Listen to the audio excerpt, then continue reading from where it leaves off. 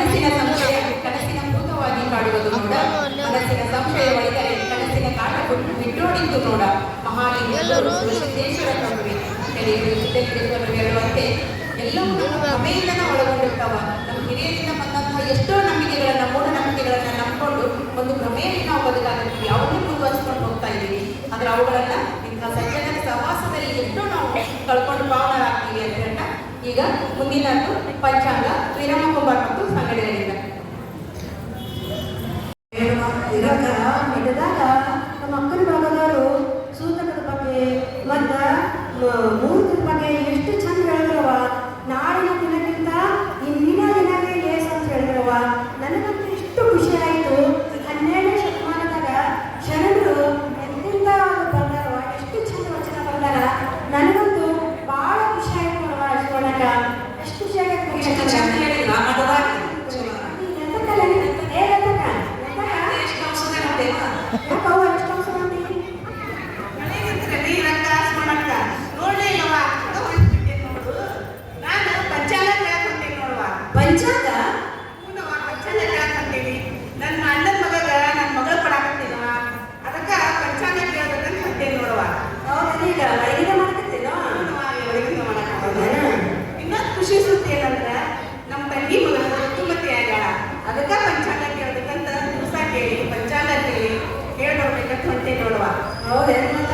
ಸೋಡಕ ಈ ಕಡೆ ತನ್ನ ಮನೆಯಲ್ಲಿ ಅಣ್ಣನ ಮನೆ ಕೊಡಕತ್ತಾಳ, ಸೊಸಿ ಹೊರಗೆ ಉಣ್ಣಕತ್ತಾಳ. ಭಾಳ ಖುಷಿ ಆಯ್ತು. ಆದ್ರೆ ಈ ಪಂಚಾಂಗ ಹೇಳಕ್ ಹೋಗ್ತಿ ಅಂದಲ್ವ, ಯಾಕೋ ನಮ್ಮ ಮನಸ್ಸಿಗೆ ಬ್ಯಾಸರ ಆಗ್ತದೆ. ಹೌದು ಸೋಡಕ, ಅಯ್ಯ ಸಂದರ್ಭ ಬರಕತ್ತಾಳಲ್ಲ ಯಾಕೆ ಸೊಪ್ಪಿ ಎಷ್ಟು ಸೊಪ್ಪಿದ್ದಿಲ್ಲ ಸೊಂದಕ ನಮ್ಮಣ್ಣ ನಮ್ಮ ಅತ್ತಿಗೆ ಮನೆ ಹೇಳ್ಕೊಡ್ತೀವಿ. ಅದಕ್ಕೆ ನಾನು ಸ್ವಲ್ಪ ದಿವಸ ಹೇಳಕ್ ಹೋಗ್ತೇವೆ. ಪಂಚಾಂಗ ಪಂಚಾಂಗ ಈಗ ಒಟ್ಟು ಸಾವು ಮನುಷ್ಯ ಇರೋದ, ಒಟ್ಟು ಸಾವು ಮನುಷ್ಯ ಇರೋದ ಇರ್ತೈತಿ. ಇದಕ್ಕೆ ಯಾರು ಜಗತ್ತಿಗೆ ಯಾರು ಶಾಶ್ವತವಾಗಿ ಇರೋದೇ ಇಲ್ಲ. ಇದಕ್ಕೆ ಯಾಕೆ ಪಂಚಾಂಗ ಕೇಳಬೇಕು? ಅವ್ರು ಆಯುಷ್ಯ ಅಷ್ಟಿತ್ತು, ಅಷ್ಟು ಮುಗೀತು. ಈಗ ಅವ್ರು ಮುಂದೆ ಹೋದ್ರೆ ನಾವು ಹಿಂದೆ ಹೋಗಬೇಕಾಗತ್ತೆ. ಈ ಜಗತ್ತಿಗೆ ಶಾಶ್ವತವಾಗಿ ಯಾರು ಇರೋದಿಲ್ಲವ, ಅದನ್ನ ಯಾಕೆ ದಿವಸ ಕೇಳಕತ್ತೀವ? ಯಾಕೆ ಹೋಗಿರತ್ತ ಏನಂತಿ? ಹೌದು ಹೇಳೋದು ಭಾಳ ಕರೆ ಅಲ್ವ. ಆದ್ರೆ ನೀವಿಬ್ರು ಪಂಚಾಂಗ ಹೇಳಕ್ ಬಂದಿರಲ್ಲ, ನಾನು ಒಂದು ಎರಡು ಮಾತು ಹೇಳ್ತೀನಿ ನಿಮಗೆ. ಅದು ಮನ್ಸಿಗೆ ಮಾತ್ರ ನೀವು ಪಂಚಾಂಗದ ಒಳಗೆ ಹೋಗಬೇಡಿ. ಮತ್ತು ಇಲ್ಲ ನಿಮ್ಗೆ ಇಷ್ಟ ಆಗಿಲ್ಲ ಇಬ್ರು ಕುಡ್ಕೊಂಡೇ ಹೋಗಲ್ಲ. ಯಾಕಂದ್ರೆ ಈಗ ನೀನು ಗಟ್ಟಿ ಮಾಡಕ ಪಂಚಾಂಗ ಕೇಳ್ತೀನಿ, ನಾಳೆ ಮನೆಗೂ ಪಂಚಾಂಗ ಕೇಳ್ತೀನಿ. ನೀನು ನೋಡಿದೇನು ಮೊನ್ನೆ ನಾವು ಮಠದಾಗ ಡಾಕ್ಟರ್ ಮಾಂತಪ್ಪನವ್ರ ಜೊತೆಗೂಡಿ ನಮ್ಮ ಅಕ್ಕನ ಬಳಗದವರೆಲ್ಲರೂ ಕಲ್ಯಾಣ ಮಹೋತ್ಸವ ಮಾಡಿದ್ರವ. ಇಲ್ಲಿ ಬರುವಂತ ಸದ್ಭಕ್ತರದು ಅದು ಎಂದು ಗೊತ್ತೇನ ಸದ್ಯಕ್ಕ ಅದು ಅಮಾಸೆ ದಿನನೇ ಮಾಡಿದ್ರವ. ಸವಿತಕ್ಕ ನೋಡವ, ಅಮಾಸೆ ದಿವಸ ಲಗ್ನ ಬೇಡ ನೋಡವ. ಹೌದು ಸವಿತಕ್ಕ, ಅಮಾಸೆ ದಿನನೇ ಸದ್ಭಕ್ತರು ಮದುವೆ ಮಾಡಿದ್ರ. ಈಗ ಅವ್ರ ಬಾಳೆ ಹೆಂಗೈತಿ ಗೊತ್ತೇನು? ಅವರಿಬ್ರು ಆದರ್ಶ ದಂಪತಿಗಳಾಗ್ಯಾರವ. ಮಕ್ಕಳ ಜೊತೆ ಅವ್ರ ಬಾಳ ಬಂಗಾರ ಆಗೈತವ. ನೀವು ಯಾಕೆ ಪಂಚಾಂಗ ಕೇಳ್ತೀರಿ? ಅದರಂತ ಈಗ ನನ್ನ ಜೀವನದಾಗ ನಡೆದಂತ ಒಂದು ಸತ್ಯ ಘಟನೆ ಮುಂದೆ ಹೇಳಕತ್ತೀನಿ ನೋಡವ. ನಾನು ನಂದೇ ಹೇಳಕತ್ತೀನಿ ನೋಡವ. ಏನಂತಂದ್ರ ಈಗ ನೀನು ಋತುಮತಿ ಆಗಿತ್ತು ಹೇಳಕತ್ತಿ ಇಲ್ಲ. ನಾನು ಋತುಮತಿ ಆದಾಗ ನಮ್ಮ ಕಡೆ ಹೇಗಂತಂದ್ರ ಈಗ ಋತುಮತಿ ಆದ ದಿವಸ ಈಗ ನಾವು ಒಂದು ಮೋದಕ ಮಾಡ್ತೀವಿಲ್ಲ, ಮೋದಕ ಮಾಡಿ ಅದ್ರೊಳಗ ಕೊಬ್ಬರಿ ಬೆಲ್ಲ ತುಂಬ್ತೀವಿ ನಾವು. ನಮ್ಮ ಕಡೆ ಹೆಂಗಂದ್ರ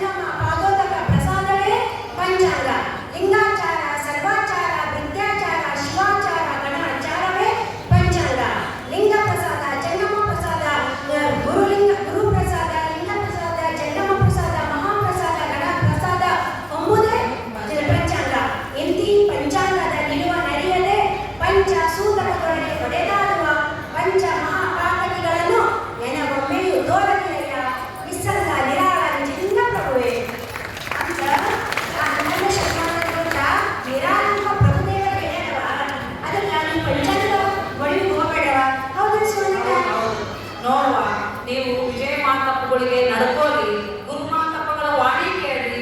ಇಲ್ಲಿ ವೇದಾಶ್ರಯ ಪ್ರವಚನ ಎಷ್ಟು ಜ್ಞಾನದಿಂದ ಹೇಳ್ತಾರವರು, ಅದನ್ನೆಲ್ಲ ಕೇಳ್ರಿ. ನಿಮಗ್ ಪಂಚಾಂಗ ಬೇಕು ಹೋಗಲ್ಲ ಇಬ್ಬರಿಗೂ ನಾನು ಕೊಡ್ತೀನಿ. ಈ ವಚನ ಕಟ್ಟನ್ನು ಕೊಡ್ತೀನಿ ನಾನು. ದಿನಾ 5 ವಚನ ಓದ್ರಿ. ಆಮೇಲೆ ಲಿಂಗದೊಳಗೆ ನಿಷ್ಠೆ ಇಡ್ರಿ. ಎಲ್ಲ ನಿಮ್ಮ ಬದುಕು ಎಲ್ಲ ಸರಿ ಹೋಗ್ತೈತಿ.